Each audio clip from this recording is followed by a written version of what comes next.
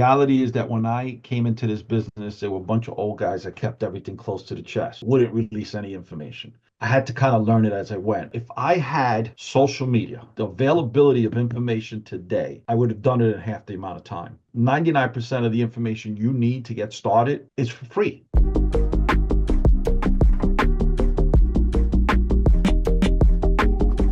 Dan, thank you for joining me on our Thought Leader Spotlight series. I'm your host over here, Matt Camp, head of partnerships at Deal Machine. And on these, we really like to shine an industry spotlight on yourself, bring in outside experts to hear their inspiring story and how they see the world evolving. So today, really excited to welcome on Dan Barrero.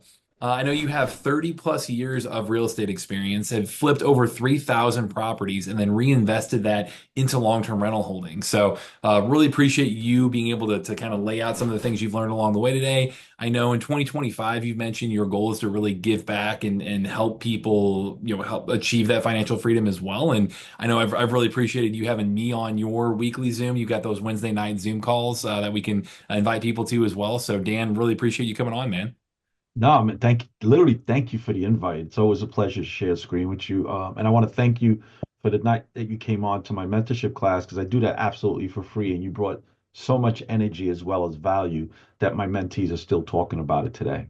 Thank you. Amazing. Yeah, we love to be able to be a tool and be helpful on that front. And really, in general, it's awesome to hear how you are so focused on giving back, and that aligns well with us as well. So, um, Yes. Yes. yeah. So I love that if you could start. I mentioned a little bit about your real estate journey, but can you take us back? Tell us like, hey, how did you get started in real estate? That first deal you did, like kind of get any advice there for our audience that are trying to get to that first deal. I'd love to hear. So. So, it's kind of funny. When people ask me this question, it's hard to answer it because I feel like I've been blessed my whole life in the sense that I knew I wanted to be self-employed since I could remember, since I was a kid. I knew I wanted to work for myself. I just didn't know what that avenue was going to be, right? Or I should say, what that vehicle was going to be and what avenue I was going to drive that vehicle down. So I started my self-employment in 1985. I left the government job and everyone thought I was nuts to go open up a video store. Um, and I was in that location for over 22 years. But the store kept evolving. It went from like videos and video rentals and sales to beeper sales and rentals, and then it went to cell phones. But the entire time, I kept buying property um, within walking distance of that one location. So if it wasn't, the idea was if I couldn't walk to it, I didn't want it, so that I could effectively manage everything, right? Um, but then I wasn't able to scale because that was in New York City. It was in Fort Greene, Brooklyn. And although the prices back then were cheaper, everything was relative, right? We weren't making as much as we were making today. So, um, I realized that if I wanted to scale, I had to get out of my comfort zone. Mhm. And that's when we started buying in the state of Florida. And I took my skill sets that I had developed in New York on managing a team, and I figured it took me about a year and a half to 2 years to figure out how to modify those skill sets to manage a team from far, right? And my partner was my brother, so we were able to, uh, you know, develop those skill sets to develop that team from a distance, but without having the technology today. So it meant we were literally there every month. He would spend a week, I would spend a week. Um, but because of technology today, we don't have to do that. I can still manage all those properties from afar, not only in Florida, but also New Jersey. But because I've embraced technology, uh, Mhm. it's kind of funny. This thing here has changed my life. Um, I could sign contracts from this thing. I could send offers from this thing. Yeah. There's nothing this phone can't do for me, I could do walkthroughs with this phone. It's just unbelievable what technology has done. Love that. And I know, like we mentioned, you've got those calls where you really focus on education. You come on, these calls to be able to just give, in that way. I think in general, you've talked about your philosophies around, hey, educate yourself first, right? Can you kind of walk us through what that means? What specifically do you need to understand right away to be successful in this business? Like, I'd love to hear any advice you have there. So Matt, the reality is that when I came into this business, there were a bunch of old guys that kept everything close to the chest, wouldn't release any information, right? And I had to kind of learn it as I went. I was really fortunate enough. Uh, Two particular older people kind of took a liking to me, and I would ask them questions, and I would let them answer it when they were comfortable. You had to figure out when to ask those questions, right? Mhm. Um, and I learned a lot from them. But the reality is that if I had social media, if I had this phone, the availability of information today, it wouldn't have taken me as long to become a multimillionaire. Mhm. I would have done it in half the amount of time because everything is in abundance right now on social media and different platforms where 99% of the information you need to get started or even scale to a certain level is for free. Mhm. It's all for free, including like my mentorship class. You just said it, right? I've done 130 free mentorship classes, right? And we've covered so many different subject matters that, all you got to do is go back to my old videos and watch it from day one, and that's all you need. So, the information today, the point is that, when like I get people call me up and says, I got $100,000, what do I do with it? I says, well, first thing is don't tell anybody. Second thing is, don't spend any of it. Mhm. Put it into like a high brokerage account where you're getting the highest amount of interest where you can pull it out quickly when you need it. So at least it's making some type of money while you're learning. Take the Mhm. time out to learn first. Learn how to crawl before you walk, learn how to walk before you run, learn how to run before you sprint, right? And make sure you're learning this from somebody who's actually doing it and Mhm. not digging into your pockets to do it, you know, because this is all free information out here right now. But the first thing is to educate yourself and don't tell anybody how much money you have. I love great advice. I mean, I love you do a great job of kind of helping people get in the right mindset of when to expect return on that money. Like I think you really do come in and say, hey, delayed gratification is a great thing. And I know I you preach that all the time. yeah, yeah, and I know that's your career too. Like you reinvested that into long-term properties, right? So can you kind of talk that through with people on, why you preach that, where that's coming from, like, for our audience, I think that's always great to hear. Yeah, so it's kind of funny. So my kids, I have adult kids. That's a picture behind me of my family, and my daughter, my second oldest daughter had a friend that came to me and asked me questions, and I was like, "Where'd you get this advice from?" I says, "Don't do that. You're gonna go broke." And she was like, "Well, I heard it from so and so," and I says, "Who is this so and so?" They're on Facebook, and I was like, "Stop watching Facebook," little, did I know years later I was the guy who was going to be all on social media giving out information, but I'm giving out right information. And what I'm saying is that I tell people if you want to become a real estate investor because you think you're going to become rich overnight, don't do it. If you're going to become a real estate investor because you think, you're going to have free time, I said, don't do it. Stay, go work for your boss, sell him 40 hours a week. You're going to go home, you're going to have no headaches, and you're going to have weekends off and holidays off, right? This is being a real estate investor is being like self-employed, and it's really tough. And entrepreneurship is not for everyone.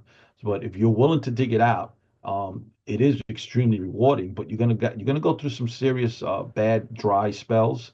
You're gonna put yourself on the line, and what I tell people is that you got to prepare yourself for that. Number one, number two, most importantly, you got to educate yourself because you're not gonna know how to manage those challenges when they come about, and they will come. It doesn't matter. The reality is we can't control the economy, we can't control the interest rates, we can't control the stupidity that comes out of Washington, no matter what administration's in office, right? We can't control that, but we can control how we pivot, how we react, how we adjust, how do we, the difference on how much more money we make. So to me, it doesn't matter when I hear, oh, I'm going to vote for so and so because he's going to make the economy better. I said, so you're dependent on one person to make your life better? To me, it doesn't matter who the president is. I'm going to make money no matter what, because we adjust, we pivot, because we take the time out to read, we learn, right? We get into the rooms with people like the most uncomfortable thing in my career was walking into a room or trying to put myself in a room where I knew everybody in the room had more money than I did, right? Mhm. But I realized that if I wanted to be where they're at, I had to get into that room to learn from them on how to get there, Yep. right? Yep. So most important thing is I tell people is Um, if you tell me who your friends are, I'll tell you how much money you make. So if you have five friends that make $100,000 a year, I could pretty much bet you're going to make $100,000 a year, right? Um, so tell me who your friends are, and I'll tell you who you are. Number one. Number two, um, take the time out to educate yourself, and you don't have to spend a lot of money. Eventually, if you want to get to the ultimate level, you're gonna have to spend that money to be in those rooms and to get that right mentor. But you don't have to do that to start or even to scale in the beginning. I tell you, don't do that. Spend the money on a down payment. Yeah, love that advice. I know, especially when you're first starting out too, you've talked about like finding your niche and really thinking through, based on kind of like risk tolerance and your natural personality, trying to identify what that niche is. Can you kind of talk through that process and what you mean there when you're first, starting out? How do you identify that niche? So I could tell you what I did wrong. Okay, Uh, that works. Yeah. when I turned 30 years old, I was probably, if I thinking back, I might have been clinically depressed. I read a note I wrote myself that my came out of my high school yearbook when I was 17 years old. Where was I going to be when I was 30? And I was nowhere remotely close to it. And it wasn't because I wasn't sacrificing, and it wasn't because I wasn't working hard. I was. Hmm. So that's what made me depressed. And it took me about 6 months to work through it in my mind.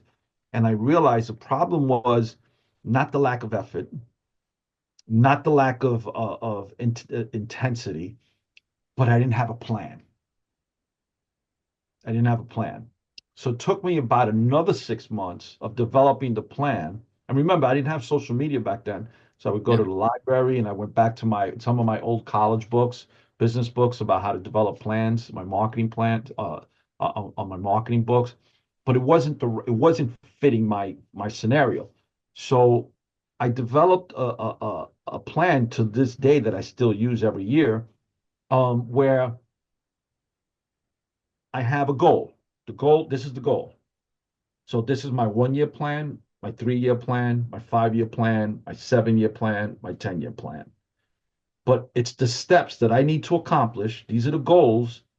My first year goal, third year goal, fifth year goal, 7 year goal. I need to accomplish that. I look at it like it's going up the steps, right? And every one of those goals is the next landing that I need to get to so that I could achieve this final goal.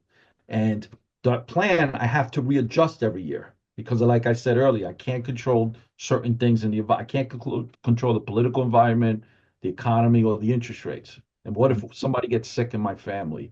We don't control those things, right? We have to Mhm. readjust them. So my thing is, but to do that plan, you have to dig deep. And guy, I want everyone to understand it takes some serious soul searching. You're going to have to admit what your deficiencies are, right? You're going to have to put your ego to the side and be real truthful with yourself. And then the plan's got to be like a palm tree where it blows in the wind, but it bends, but it doesn't break. And that's where the adjustments have to come in every year. But again, without a plan, you're not going to reach your goal. So you could have the goal. And that was my problem. I had the goal where I was going to be when I was 30, but I didn't have the plan. And Yep. I was doing the work, but I didn't have the discipline as far as reaching the goals, each landing to get to the final goal. So Yep. that's the best advice I would give anyone getting into business. And it's not just a business plan, it's a personal plan, it's a self-development plan. It's not one or the other, it's in conjunction of each other. Yeah. Man, we might have to might have to have you back on and just walk us through how to build that plan for people because I think we're Yeah, running into I've gone that. through that a couple of So times in my mentorship class. yeah. And then most importantly, this is something that's got to be said. If you have a spouse or that significant other, they need to be part of the development of that plan. And because the reality is you're like two horses pulling a wagon, but if one horse goes to the left and one goes to the right, the wagon goes nowhere, Yeah. right? So you better incorporate that significant other into your plan. Um, so yeah, That's those are deep conversations you have to oh have. yeah. I mean, that's fantastic advice. And I love yeah, open communication for any relationship's gonna, whether it's a friend or a spouse or what have you, always a key. Absolutely. Do you I know you mentioned you went into business with your brother. Do you have any advice on working with family, or is it something you recommend or not? Like I know we have people on here You know, who let me tell you, complain every about that. family dynamic is different. It Hmm. works for us. He's the yin, I'm the yang. We're so opposite of each other. When Hmm. people meet us, they like sometimes don't even believe we're brothers. Uh, you know, but again, he's strong where I'm weak, and I am strong where he's weak. So we don't he knows his road, I know my road, and most importantly, even though we're partners, we still have partnership agreements Hmm. on every property. And more so because we want the business to survive our death. And we don't want the business to suffer as a result of a spouse, right? So in the event of, you know, of either one of our deaths, our spouses will get their fair share. And there's safeguards in in those partnership agreements that allow that to happen. Um, and it's very fair on both sides. But his job, his duties, his job title is clearly written. My duties and job title are clearly written. And in the event there's a partnership breakup, it's also written how that breakup is going to happen, who gets what share, and what determines the value of those properties. Hmm. Again, have we ever needed them? No. We've been in business together since 1989. It's impressive. Yeah. Yeah. Yeah, I mean having that contingency plan, like you said, of here's what would happen, right? Is absolutely key. I always hear that first and foremost for any partnership, like lay that out, day one. Yeah, I get mentees that call me up when they want to do business partnerships, and I'm like, sounds great, and they explain to me why, and I'm like, most of the time it sounds, well thought out. Yeah, And I'm well like, intentioned. right, you have to come up with a business plan, and I would say 70% of the time they're calling me up. Well, we can't agree on a business plan. I said, well, then don't do the business. If you can't agree on a business plan, if you can't agree on a partnership agreement, how are you possibly going to agree with any? You're going to be fist fighting over the color of paint on the wall. I Right. mean, it's not. You don't go into a business with a partner unless you have a business plan and that you both develop together and you both agree to, and you have a partnership agreement, and it clearly outlines what his job or her job is, or as opposed to what your job's going to be, the timelines you're supposed to do it in, the mannerism that you're supposed to do it in, the ethical side of how you're supposed to do this in, the amount of money that each person is bringing in, and it could go on and on and on. But if you can't agree on that partnership agreement and the business plan, the business is dead before it starts. Man, this is fantastic, man. I again really really appreciate you taking your time out, Dan. One last question before you go. I know you had talked about like, oh, you can do your whole business on your phone now, and it's really awesome to hear that like, hey, you were doing research in the library and now you're putting out content on social media. Like you've seen technology evolve, in how to do business within this world. How do you continue to embrace technology? Like, can you talk more about like why Let's that's so let's important in use your let's business? use your app for instance, right? Yeah. So Yeah.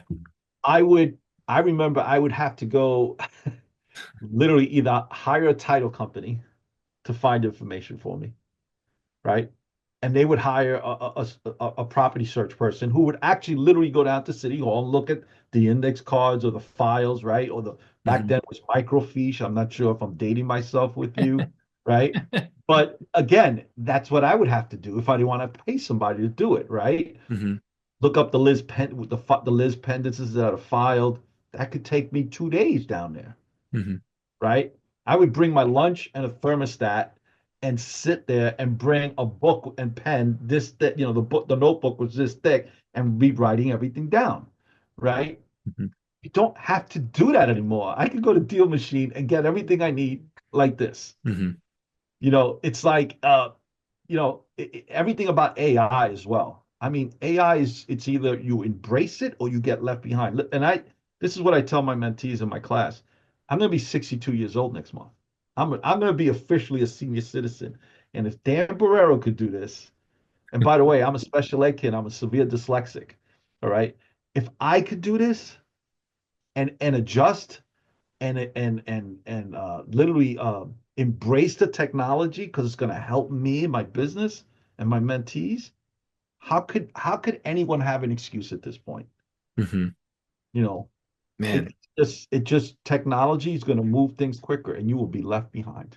Yeah. Well, it's inspiring. I appreciate you giving that context and showing us like, hey, we're, we some of the things we take for granted. It's like, man, we need to have a little perspective there of what we can go out and just, do quickly. So, Dan, this was awesome, man. Again, thank you so much for coming on. How can our audience get involved with you, get in touch with you? Can you mention the training calls that you host? Like, Yes, I'd I love do a to. free mentorship Yeah. class every single Wednesday night. I also have the Mentorship Unleash, which is the recordings of all of my classes, literally from the inception. We've done last week was number 130. Today will be 131. Um, it goes on for about an hour, hour and a half. Not only am I really excited about that my mentees are actually out there becoming millionaires, actually doing the work.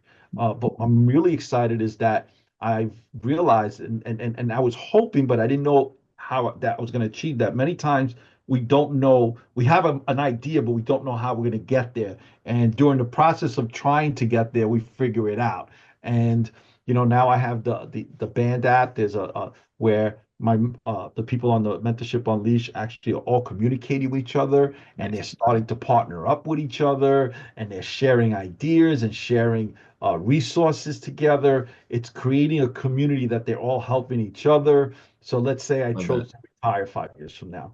It's this community is still going to thrive because of everybody collaborating with each other, and they're all meeting at the mentorship class that I do virtually. So that's probably what I'm most excited about is how many of my mentees are actually collaborating Yeah. with each other and becoming partners. Like one person has the money, but the other person has the property, or one person could do the construction part, the other person could, manage everything else around it. Whatever it is, it's like it's an incredible. I was telling my wife last week, I find this to be my new currency. I'm getting excited watching them succeed. That's so cool. Well, we'll include, if you can send me that info, we can include a link to make sure people have access to that if they want to jump in and join. And Yeah, they yeah, could just go to danielbarrerojr.com. Everything is right there on my link tree. perfect. Fantastic. So we'll include all that right there, Dan. But again, thank you so much for coming on. Really enjoyed the conversation. Appreciate your time. No, thank you. I appreciate sharing the screen with you. Take care. Yeah, absolutely. And to everyone watching over here, this is Matt Camp with Deal Machine and happy deal finding.